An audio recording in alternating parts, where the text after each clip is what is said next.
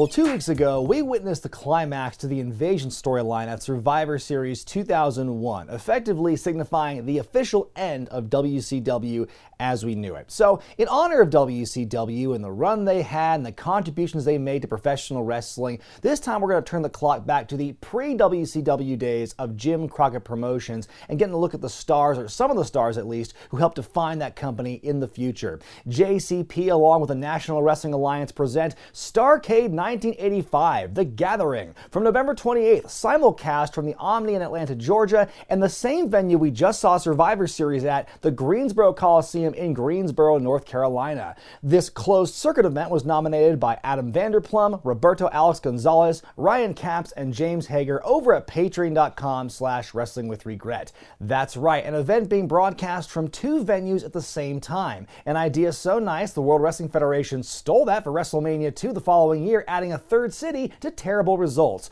Also, since it is in two different venues, wouldn't that make this Starrcade The Gatherings? The main event is Ric Flair versus Dusty Rhodes for the NWA Worlds title, the feud that gave the world that legendary Hard Times promo. I mean, I have nothing to add to the Hard Times discourse. I'm sure most of you have seen it by now. It's iconic, it's timeless. If you've not seen it, or you just want to watch it again to feel some feels, go watch it again because it is that good. I will say though, it was not an authentic or organic one-off by Dusty. He definitely road tested this promo, because on the same week of Mid-Atlantic Championship Wrestling where you see that famous promo, he does a different version of it on a different JCP program airing like a different market or something, because he talks about the textile workers, the kick in the butt and the gold watch, a computer took your job, daddy, like all those different things like that Dusty was known for in the promo. It's somewhat complete. It's not quite the same. Like, it doesn't have quite the same passion to it. It's not quite as good as the version we all know. Kudos to Dusty for definitely road testing this promo before it became what we all know today. A combined 30,000 people were on hand to watch this show, broadcast on closed circuit TV, so again, technically not a pay-per-view. I love that for the opening, they just reused the same graphics they aired for the Starrcade updates on TV. They just put a big box over the bottom. Bob Caudle and Tony Schiavone calling the action from the Omni. Johnny Weaver and his terrifying forehead reports from the Greensboro Coliseum, and he says the stage is set. The camera work is just stunning here, by the way, periodically drifting way off. Bob Caudle is looking right at Tony as he's talking. We keep cutting to Weaver, who just sits there and listens. I can't even hear what they're talking about anymore in this opening stuff because I can't stop laughing at the technical difficulties. After the national anthem, the vacant Mid-Atlantic heavyweight titles on the line as Krusher Kruschev takes on Sam Houston. Krusher, of course, is Barry Darsow, who'd go on to give Ed Leslie a real run for his money in terms of the number of gimmicks they have over the course of their careers. This guy was Demolition Smash, he was Repo Man, Mr. Hole-in-One Barry Darsow in WCW, the Blacktop Bully, and so forth. He's part of the Russian team with Ivan and Nikita Koloff. They have the World Tag titles and the Six-Man Tag titles, but unlike Nikita and Ivan, Kruschev doesn't even try doing a fake Russian accent. He just talks in his Minnesotan dialect, and it's so funny. Like, they don't even try to explain why that's the case. Like, you could say, oh, like he was born in Russia and then like at a very early age moved to America, and now he's reclaiming Russia as his like homeland and everything, which is why he doesn't have an accent, but they don't even bother to do that. And by the way, dig this referee's outfit, that mustard yellow uniform and those pleats, baby.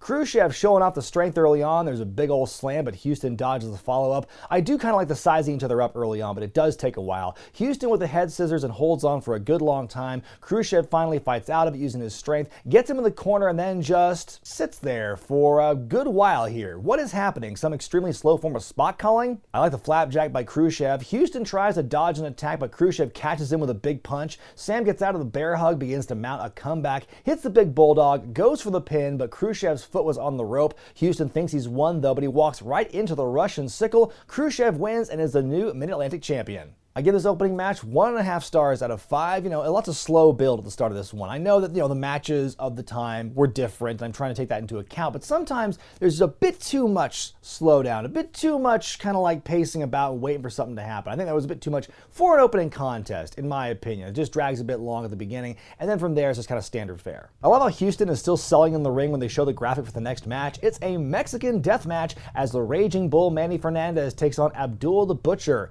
Raging Bull is one of the many targets in the crosshairs of #1 Paul Jones, the manager, and Fernandez has put his beloved sombrero on the line. And you're gonna appreciate this one, bro. It's a sombrero on a pole match, bro. I swear to God. Also, I'm watching a non-network version of this show for researching for this video, and Fernandez comes out to Michael Jackson's Beat It, which is amazing. Abdullah starts off right away with a stabby stab, then hits him with the ring bell hammer. Raging Bull is bleeding profusely now, but somehow he comes back, hits a motherfucking monkey flip to Abdullah the Butcher. I could not believe that. Manny using his boot as a weapon now. Now Abby begins to bleed. He starts fighting back. Butcher goes to grab the hat, but Manny stops him. He falls back into the ring, but we miss the bump. Nuts. Raging Bull is back on the attack. They take turns climbing the corner. Manny gets his belt off and starts hitting the Butcher with it. Abdullah goes to the big elbow drop, but he misses. Manny fires up. More belt attacks. Then he gets him up for a suplex. Abby is still getting up, so Bull hits him with a flying burrito, which is their words, not mine. Then he goes to the corner opposite the sombrero, goes for a dive, but eats shit. He manages to reverse the Irish whip. Butcher goes into the ring post, falls out of the ring as the Raging Bull climbs up and grabs the sombrero to win. Honestly, like, at least 1/2 star goes solely to Abdullah the Butcher for his bumping abilities. I had no idea he could take a monkey flip or a suplex, so bonus points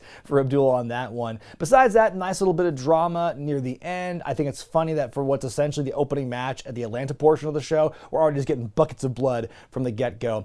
I also can't believe you had 2 different Hispanic wrestlers operating in around the same time period, just in different territories, and they each had a move that was called the flying burrito. It's essentially the same move, the flying forearm, but like when Jesse Ventura called that for Tito Santana, it's because he's a heel, but when like the JCP guys call it for Raging Bull, it's done more out of affection. It's so confusing. Back in Greensboro, Johnny Weaver interviews Krusher Kruschev, and boy, this one goes long. Kruschev talks about the match he just won and wanting to defend the championship all around the world. He's asked about the upcoming match against the Russians in Rock and Roll Express, talks about that. Then he's asked again about the match he just won and talks about that. This is a big promo test, thinking on your feet for Krusher Kruschev here. On we go to the Texas Bullrope match as Ron Bass takes on Black Bart. Bass is a former client of the manager James J. Dillon. He's out looking for revenge. He's going against his former tag partner in Black Bart. And the caveat with this match is if Bass is able to beat Bart in the Bullrope match, he gets an additional 5-minute Bullrope match with Dillon right afterward. Bass is the first to strike with the cowbell, and Black Bart is already bleeding profusely. It's all Bass for a couple of minutes until Bart cuts him off and takes over,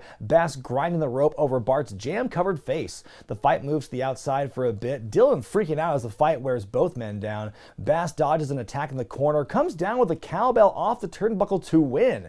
Dillon is immediately on the attack and stomps at a beat-up Bass as the second Bullrope match begins. Dillon on top tries to choke out his opponent with the rope, but Ron basses up. He decks Dillon with the bell, and now JJ's bleeding. We get a referee bump because that's what this match needs. That allows Black Bart, still covered in blood, to come to the ring and hit the pile driver. Dillon is dragged on top, and JJ wins the Bullrope match. I'm going to put the 2 matches together and give it a combined 3-star rating. It's another bloody match. It's not that different from the one we just saw earlier with Manny Fernandez and Abdullah the Butcher, but I do like the classic story and the trope of the heel managers getting the piss beat out of him. He's getting his comeuppance and the babyface is looking really strong, but the baddie, the manager, is able to eke out a dastardly win at the very last second. That's a classic story, and it was done well here.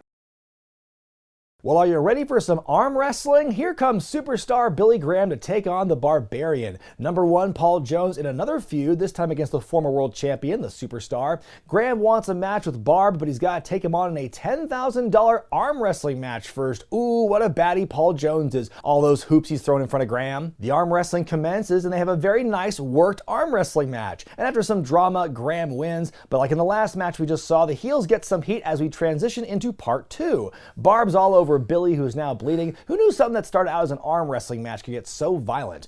Barbarian goes for the leg drop, but Graham dodges it and comes back, but he's cut off. Then he dodges the flying headbutt, gets his patented bear hug locked in. When it looks like he's about to win, Paul Jones decks Graham with a cane and gets his man DQ'd. Graham wants some revenge, but the Barbarian attacks after the bell. The fighting continues outside and over the barricade. The referee is useless at trying to stop any of this. I give it 1.5 stars out of 5. This match felt very similar to the very last thing we saw, only in a weird reverse order and not nearly as good. Well, before he became the Red Rooster or the computerized man of the 90s, he was just good old Terry Taylor, and here he is defending the NWA National Championship against Nature Boy Buddy Landel. Now here's something that I will never be able to reconcile in my head. The fact that in this time, at the same period, in the same territory, you had two wrestlers with the same nickname, one of whom was Ric Flair, and the other was Buddy Landel, sharing the Nature Boy name. This match is definitely being built up as two of the NWA's big up-and-comers getting some time to shine for a championship here, and it shows. We get some good graps to start things off. Taylor on top for a while and makes Landel bump all over the place until a well-placed forearm to the mush by Buddy, and out comes J.J. Dillon, Landel's manager, still selling the effects in the Bullrope match, but what a consummate professional he is. Taylor taking a big old clothesline from the Nature Boy, but he kicks out. Good back and forth here between Terry and Buddy. Working in the corner, Landel decks Taylor, who falls into the ref. The Mustard Man takes another bump as Dillon gets up on the apron with the shoe, but the plan backfires. Taylor sets up for his finisher that he calls the Super Suplex, but Dillon trips up Taylor, which allows Landel to land on him. The cover and the win. Landel is the new national champion. I give this one 3.5 stars out of 5. This is my favorite match of the night so far. I love the pacing in this and the storytelling. Everything looks smooth and crisp. A good, clever finish here. J.J. Dillon squeaking out something once more for the baddies here. This was meant to be a big launching pad for Landel's career, but just days after Starrcade, he no-showed an event, and Dusty Rhodes, the booker at the time, understandably upset by this, he took the national championship and claimed it for his own, and they said in kayfabe he beat Landel for the belt, but that wasn't the actual case. Landel apparently had issues with substance abuse throughout his career, and it did repeatedly derail a lot of his potential. I mean, here's a guy you see here just in this match and also in the build, someone with a really bright future ahead of him, and yeah, it just never really panned out. My first exposure to Landel was in like 98 or 99 when he was a jobber on like WWF Shotgun Saturday Night, like not nearly the level of like prestige he had like in his prime, and so I had no idea who he was at that point. So, you know, it's just crazy to see what a brief moment in time this is for Landel, and all this kind of like potential greatness for him that is ultimately never realized. In a match for the National Tag Team Championships, the Minnesota Wrecking Crew, Arn and Ole Anderson, defend against Billy Jack Haynes and Wahoo McDaniels. Haynes and Wahoo are the U.S. Tag Team Champions for the Championship Wrestling of Florida territory, so that's why they have their own belts when they come to the ring here. But honestly, I don't recall them ever bringing this up in the build. They were champions elsewhere. I don't think I even saw Wahoo on TV once in the weeks leading up to the show. Haynes, the pride of Oregon, showing off his strength against Arn, then Ole. By the way, I love how Billy's able to work both his place of birth and the company he works for into his gear. Maybe that went on to inspire Taka Michinoku. In comes Wahoo, who shows his prowess against the Andersons until Arn takes over, works the arm. Wahoo starts firing up against Arn. We get some of that classic Aloha Arn selling. Shout out to OSW. Wahoo makes an athletic hot tag to Billy Jack, who's all over his opponents. All four men in the ring for a bit. Wahoo with the big chop onto Arn, but Ole breaks up the count.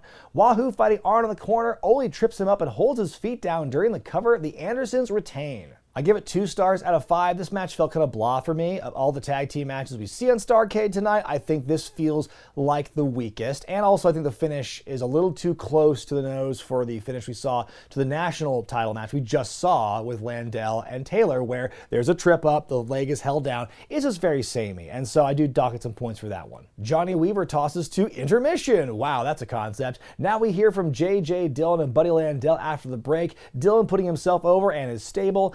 Landel says JJ's turned his career around and he's modeled his life after the champions in the NWA like Flair and Tully Blanchard, and the Andersons says he'll take on anybody. Well, not for long he won't. In an I Quit steel cage match for the United States Championship, Tully Blanchard with Baby Doll in his corner defends against Magnum TA. This is the feud of the year in the NWA. You can make your argument for Flair and Rhodes, but for my money, in terms of just pure aggression and grit and like reality and blurring the lines and just making you feel something, I think Magnum and Tully is the better one in my opinion. These guys war over the U.S. Championship for months and months.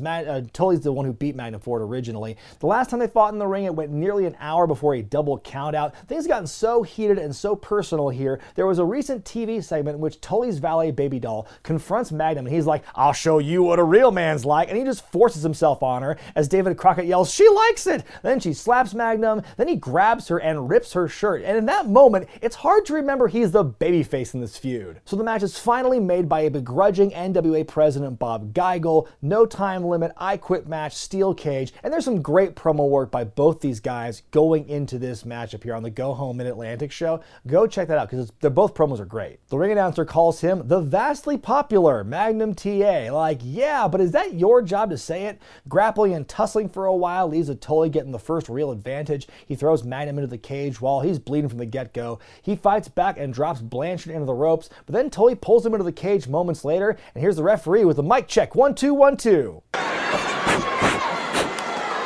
Tully's arm gets cut up when he gets rammed into the cage. Looks brutal. They're taking turns grabbing the mic and screaming at each other to say, I quit. It feels very visceral, very real here. At times, they're not even wrestling. They're just rolling around and clawing at each other's eyes. Tully, with repeated blows, goes for a cover out of instinct for a moment. The beating continues, but Magnum dodges an elbow drop, and now he's on the attack. More pulling on each other, going for each other's eyes. Magnum going for the corner punches, but hit with an inverted atomic drop. More mic fighting. Baby Doll throws a wooden folding chair into the ring. Tully breaks it and gets a spike. Things get very intense, but Magnum fights out. He gets a stake and drives it into Tully's face. Tully screams that he quits, and Magnum has won this war. Tully saying yes! I give this one 5 stars out of 5. What a blow-off to this feud it was. What a match. What a story being told in such a raw, visceral, violent way. Like this match is not for the faint of heart. It's not for the squeamish. It is hard to watch at times because it does feel so real and so gritty. Like these two really are trying to kill each other. And then the finish to it where Tully, the spike backfires on him and he gets gigged with it and he screams in pain that he quits, the crowd reaction.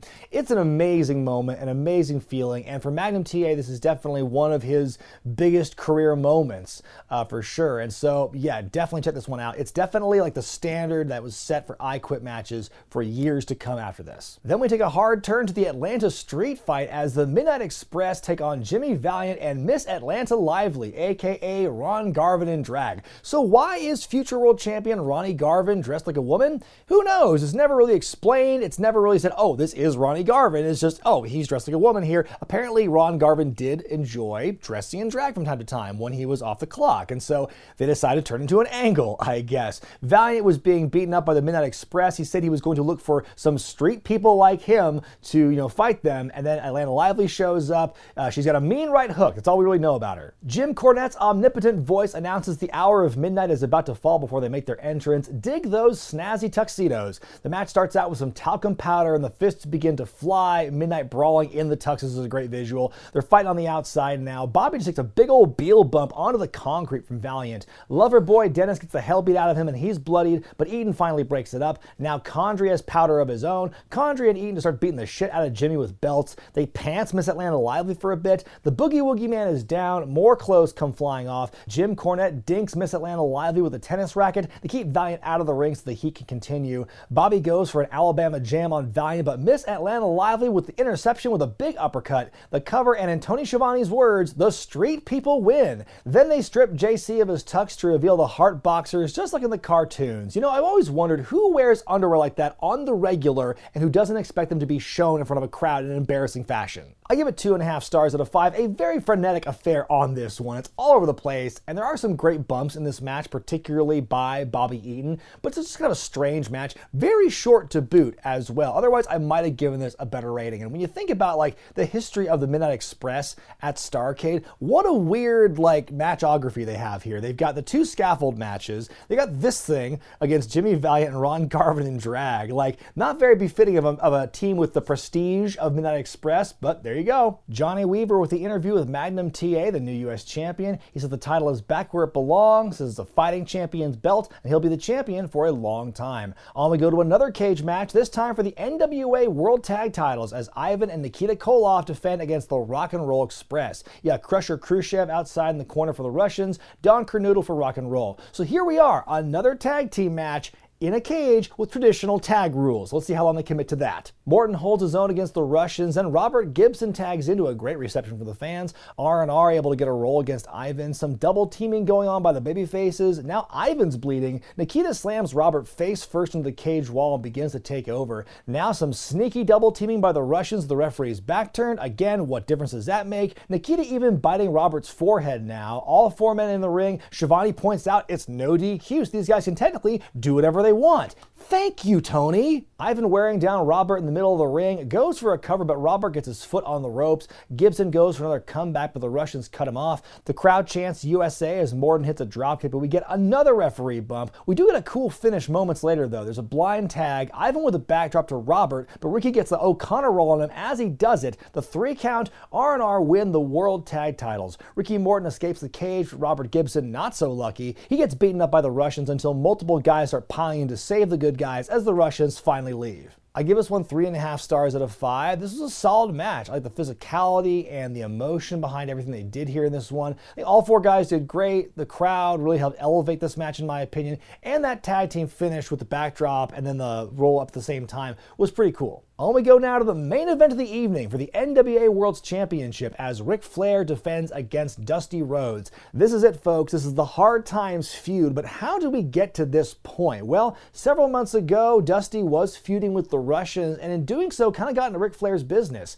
He was helping Flair out when the Russians were trying to beat down him too much, and Flair said, hey, this does not change who we are and what we've done to each other in our rivalry. Stay out of my business. I can handle myself. And when Dusty does not heed Flair's warning, well, you get Flair and Ole and Arn Anderson, kind of the early makeup of what becomes the 4 Horsemen, beating up Dusty in a cage, breaking his ankle, and putting him out of wrestling, putting hard times on the American dream. But now, after several months, Dusty is back with a new custom-made, extra supportive boot for his ankle. He cuts his famous Hard Times promo. It's his ultimate chance at redemption, the Common Man versus the Nature Boy. It's an all-time classic feud, and the build into this match is great for Flair as well because he's becoming more unhinged, and I guess you could tell he's kind of more like showing his fear of Dusty Rhodes because he's doing all these things that the world champion shouldn't be doing. Like he's taking cheap shots at people and giving Sam Houston a suplex on the floor for no reason. So Flair's being a real bastard at this point. I love Flair's look here, the purple trunks and the white boots. Triple H would take this look for WrestleMania 20. Before I begin, I have to address this one guy in the crowd who just keeps screaming like woo, woo, woo, woo for the entire match, and it's fucking annoying. And as you might and Tony, let's remember, and all of you fans. Dusty starts off with some quick shots, and Ric Flair gets bopped around. He powders, then he takes some more offense from Rhodes. Flair goes after Dusty's ankle, which throws him off his game a bit. Flair kicks the ankle, and Dusty scrambles out of the ring in pain, but he fights back and stomps on Flair's ankle on the apron. Dusty working Flair's leg now. He comes back and applies the sleeper, but Dusty slips out. Flair goes up top. Dusty takes him down. Dusty and Flair trade figure 4 attempts. Both fight out. The fight goes to the apron. We get a mild ref bump when Dusty brushes Tommy Young's face. Flair throws Dusty over the top, but he has a sort of top rope crossbody in response. The late count and a 2. Corner punches. Flair's bleeding now as he flops, getting really sick of this woo guy in the crowd. Tied up in the turnbuckle. Tommy Young counting. Dusty goes for a punt, but he misses and hits the turnbuckle instead, aggravating a sore leg. Flair on the attack, locks in the figure 4, but Dusty finally reverses it. Goes on a comeback, gets the cover. Flair kicks out, and Dusty lands on Tommy Young. Then he gets knocked out of the ring entirely. Did we really need 2 referee bumps here? Dusty with the figure 4 locked in, but then in come Arn and Ole Anderson. They attack Rhodes. A new referee enters, but he kicks out. Dusty with the roll-up, the pin, and the win. The locker room comes out to celebrate as Dusty becomes a 3-time world champion. Or does he? I give this one 4.5 stars out of 5. There might be some controversy with me ranking I Quit just above this at 5 stars, but I stand by it. It's my own personal preference. Not a technical masterpiece like Flair and Steamboat, for example, but just the story they told here and the way they played to the crowd and the emotion. Just a great back and forth. The build, the story, the match, everything worked out. However, this fairy tale ending for the American dream would not be so, because soon after this is one of the biggest examples, the most infamous example examples of the Dusty finish in action. Tommy Young would go on to reverse the decision, say Dusty won by disqualification, so Flair retained the championship. It is disappointing, and it does kind of undo all that great build and emotion and hard times and this and that. We saw, why would you have a build like that and have Dusty win only to have it taken away? That's very frustrating, I think. Just even looking back at it now, from someone who's looking back at it analytically, it seems very frustrating and disappointing. So imagine how you felt if you were a fan at the time. I will say, like, if there's a silver lining to be had the Dusty finish, it's that this begat the Four Horsemen officially. Flair and Ole and Arn and Tully, Blanchard and J.J. Dillon would officially form the Four Horsemen in early 86. And of course, 1986 was a huge year for the Horsemen and Dusty Rhodes. You could argue that by taking the belt away from him again at Starrcade, it led to even more success down the line for these guys and their angle for JCP. So that's possibly, I guess, the one bonus you could have, the one takeaway from this. Maybe it's not such a terrible thing, but to have a match and the build as good as it was and as darn near perfect as the feud with Flair and Rhodes was, to have that fairy tale ending taken away like that is just, it's a real kick to the gut. My grade for Starrcade 85, The Gathering, is a B. I think it is a very historic show. A lot of this show still holds up. In particular, the second half of the show, like I Quit and Flair versus Rhodes, those are just timeless classics that do really help elevate the grade on this show for me. You've got an undercard that was built well enough, but I think the execution might have been a bit lacking. Like I said, the biggest matches on the show definitely kind of covered for them. I think there was a bit too much blood on this show. And I know that's kind of a weird understatement, but like, except for the opening match, like every single match on the card had blood on it. So wouldn't it have made the blood you saw in Blanchard and Magnum TA and Flair versus Rhodes a bit more impactful, if not like almost every other guy in the card also bled? Also a few too many ref bumps for my taste here. I mean, again, one was very important for the finish of the main event, but if that's the case, shouldn't you also maybe minimize the number of ref bumps you take in the card before that? Well, folks, back in 2001, the dust is settled on the Invasion storyline. The Alliance is dead and buried, and with it, WCW as we know it. But what about that World Championship they left behind? In our final episode of the Invasion storyline arc 20 years later, we look at the final pay-per-view of the year when an undisputed champion is crowned at Vengeance 2001. I'm Brian Zane, and I'll see you next time.